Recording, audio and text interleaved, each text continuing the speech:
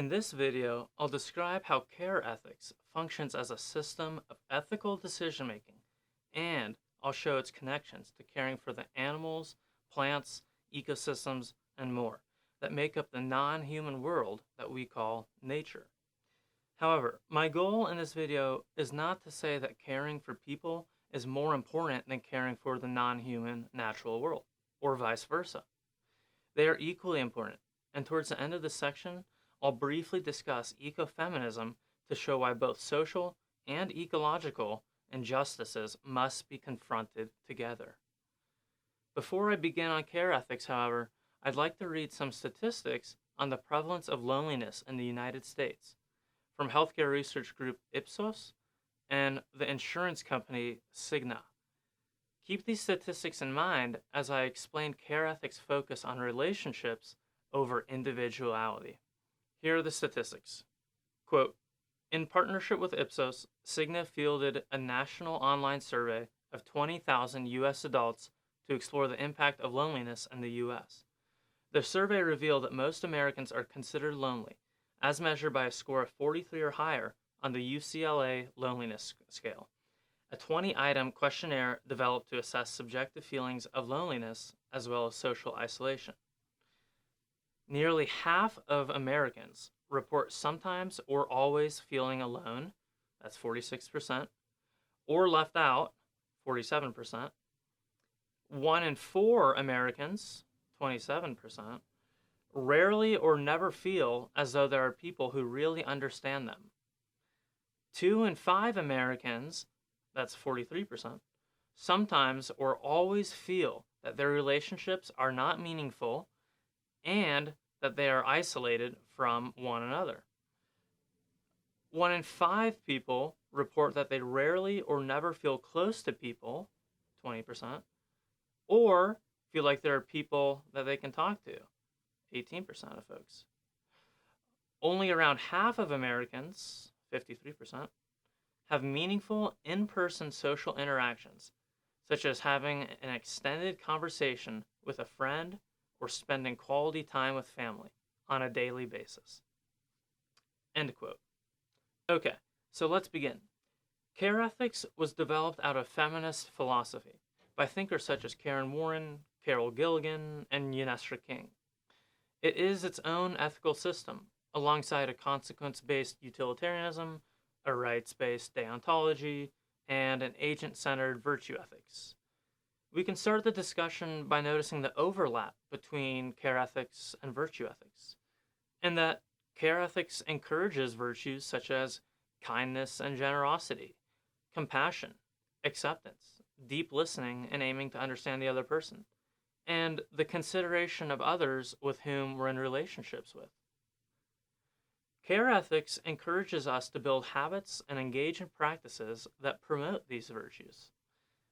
Care ethics diverges from virtue ethics, however, in that care ethics emphasizes relationships, whereas virtue ethics' emphasis on the individual moral agent and the virtues this moral actor displays in any given ethical dilemma takes precedence. As we will see, these virtues of care, kindness, and compassion logically flow from care ethicists' focus on relationships. So, I'll now describe care ethicists' analysis of the individual self, that is, our personhood and identity, to show what they find wrong with one way of understanding the self. I'll then share how care ethicists prefer to understand the human self, by highlighting the relationships, interdependence, and interbeing that makes us who we are. Okay, so we can ask questions like, who are we at a very basic level? What is the self? What makes up a person's identity? Well, care ethicists respond to these questions by rejecting the idea that we're fundamentally separate, isolated individuals who only associate with each other accidentally or for our own purposes of self-gain. In other words, they think that at a deep fundamental level, we are not isolated from one another. This is the wrong way to understand our basic human nature, they say, this account of the separate self. In fact, they say it's this atomized and separate self which is the most egotistical, competitive, and greedy. It is this isolated, individualistic conception of the self that becomes concerned with one's own self image, status, and power at the expense of others, and is even willing to instrumentalize or use others as a mere tool in order to maximize their own self interest. Rather, care ethicists view the individual as fundamentally interdependent with other individuals. Accordingly, they highlight the communities, networks of friends and family, and cultures in which we're embedded. We necessarily engage in multiple relationships with other people, and we're formed by these relations with them. Further, we rely on the care of others to develop and maintain our capacities. Without parents or family, we wouldn't be able to survive as a baby. Without friends or teachers, we wouldn't adequately develop throughout adolescence. And without the broad cultural sphere to selectively draw on, we'd struggle to construct our personal identity. Basically, care ethics understands the self, our individual personhood, to be fundamentally a self in relation, a self in relation with others. Our relationships with others, both human and non human, comprise who we are, and these relationships have inherent value rather than instrumental value. What that means is relationships matter not because of what they achieve for the individuals in the relationship, as is the case for an impersonal transaction, such as making small talk with the cashier while buying food, even though you just want to get your food and leave. Rather, relationships matter for their own sake because relating to others and giving and receiving care are basic parts of our humanity. How we relate to others is a part of our identity and informs who we are as a person. For environmental care ethics, it's also true that we necessarily engage in and are formed by our relationships with other non human organisms and entities. Consider the many non human beings who oxygenate the biosphere, filter water, photosynthesize, and support the soil food webs upon which our food depends, or even connect us to our capacity for empathy and aesthetic delight, as is the case of enjoying ourselves in a garden or a forest.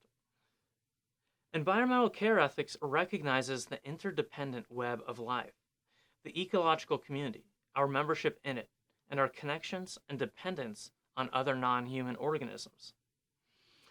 Hence, they encourage us to include non human individuals, species, and ecosystems alongside humans in our web or network of giving and receiving care. These relationships, whether between parents and children, community members, your pet, or a river that you frequently visit, are viewed as ethically significant. It's the specific relationships we have with others, human and non human, that generate moral responsibilities. Again, these relationships that we actually have with other people and non humans, in which we rely on each other's caregiving to survive and function, are what generate moral responsibilities. Hence, to care for another is to enact moral responsibilities and virtues that promote and maintain healthy relationships between the moral agents embedded in that network. Creating and preserving healthy relationships of care allows for interpersonal and personal development, social cooperation, community, mutual support networks, and, on the ecological end, the maintenance or regeneration of ecosystems rather than their degradation. Care ethics highlights the unique and contextual needs and concerns of those people receiving care, who we are in relationships with. Care ethics is attentive to how individuals are placed in the world, their position in society, their intersectional identity, the power dynamics they face, and their resulting lived experiences. In this way, care ethics approaches ethical dilemmas with a focus on the particular facts that are relevant in a case, at the level of the individual, household, community, culture, institutions, and law, rather than applying pre-given principles that ought to be used universally for any bearer of rights, as is the case with a rights-based deontology. Care ethics also emphasizes the role of emotion to be just as important in the process of moral decision-making as rationality or reason. Hence, concern for others' welfare, having compassion, empathy, and being caring are all emotional orientations that inform one's ethical approach. Since we experience the world as both rational and emotional beings in daily life, care ethics appears highly fitted and applicable to our actual lived realities. Moreover, as I discuss in greater depth in my section on hope and grief, care ethics' emphasis on emotion is a strength because our emotions connect us to the suffering in the world. For example, when our hearts are open and we welcome, rather than reject, feelings of grief around environmental destruction, such as the rapid deforestation in the Amazon rainforest, then we're more likely to be moved and respond in a caring way. An open heart that feels the pain of others is more likely to act to alleviate that suffering. So, what are some implications of care ethics? Notice that focusing on interdependence rather than individuality allows us to approach each other with humility and respect. That is, we negotiate how to respectfully interact with those who we're in some sort of relationship with in a compassionate and non exploitative way.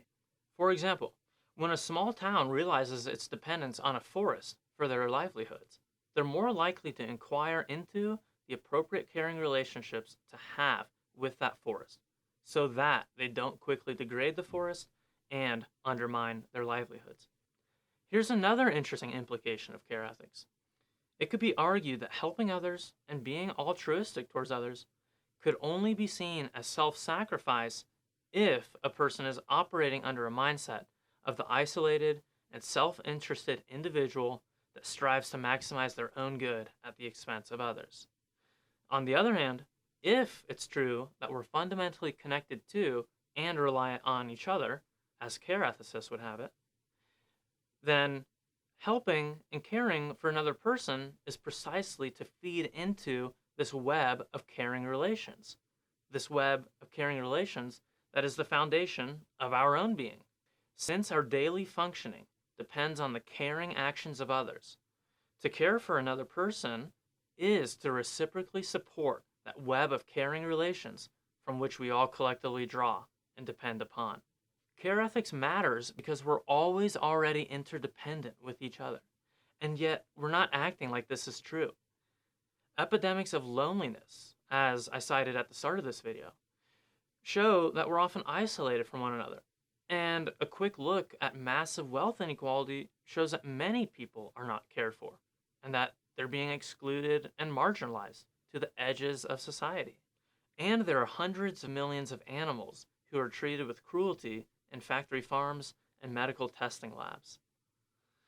Therefore, care ethics' emphasis on the value of interdependencies of all kinds with both humans and non-human beings reveals the problems and shortcomings in paradigms or world orders that deny our embeddedness in and dependence on both human community and the ecological world. In other words, since these interdependencies are vital to our collective well-being, any time a society is not structured around acknowledging and supporting these interdependencies, it will surely cause problems and injustices. We are fundamentally dependent on other people and the non-human natural world, and therefore, care ethicists would say that the social and ecological injustices we face today are at root problems of not caring for those who we're interdependent with. To put it differently, care ethicists understand ecocide, or environmental destruction, to be a result of moral disregard for non-human life and the cutting of our caring ties with them. Ecofeminists, in particular, highlight this point. That is, that social and ecological oppressions are interconnected, and similarly, that justice in both areas is interconnected. Ecofeminists emphasize the connections between oppressing women and oppressing the non-human natural world. However, it can be broadly said that how we treat other people, both interpersonally, culturally, and institutionally, forms the same approach in how we treat the non-human natural world. In this way, the exploitation of other animals or plants, our neglecting to extend moral care towards these deserving others, and the abuse of ecosystems can continue so long as we also fail to treat people in caring ways. To be clear, ecofeminists think that our moral disregard for some groups of people and non human life is rooted in a common mindset that is uncaring. Therefore, it would be incomplete to care for either people or non human life, but not the other. Rather, the ethical prescription is that we must treat both people and non human life in caring ways. A mindset that is uncaring to both must transition to a mindset that is caring to both. The paradigm shifts that we so desperately need, from cultures of social and ecological degradation to cultures of social and ecological renewal, cannot afford to selectively confront some injustices while leaving others unattended. These paradigm shifts must be mutually beneficial for all members of the web of life, both human and non human. I'll conclude this section by making one final point as to why care ethics matters and can help us through the times we live in. And that is, the effects of greenhouse gas release and pollution extend forward into the future, even if we were to hypothetically cut emissions and pollution to zero by tomorrow. Therefore, while mitigating climate change must continue to be pursued with urgency, since mitigation will lessen the severity of those effects that become baked into the future, adaptation efforts can strongly benefit from practicing care ethics. Indeed, a basic prediction might be that those communities who care for each other, their local land, and its non human species will be more resilient to the impacts of climate chaos and economic instability than those communities in which individuals remain isolated and do not cooperate. In other words, one might predict that communities who practice care for humans and non humans, such as through mutual aid networks and ecologically regenerative practices like agroecology, will be more secure in the face of mounting challenges. For a variety of reasons, then, practicing care for those who are in interdependent relationships with can lead to positive change. So, in conclusion, what do you think about care ethics? Do you find it an enticing ethical system? Do you like it but feel that it's missing something? If so, what? What is it missing? Do you agree with care ethicists and ecofeminists' diagnosis of social and ecological injustices? That is, that the two are interconnected and that justice in either area is connected to the other? Do you agree that at root we need strong, caring relations in order to move towards social and ecological justice?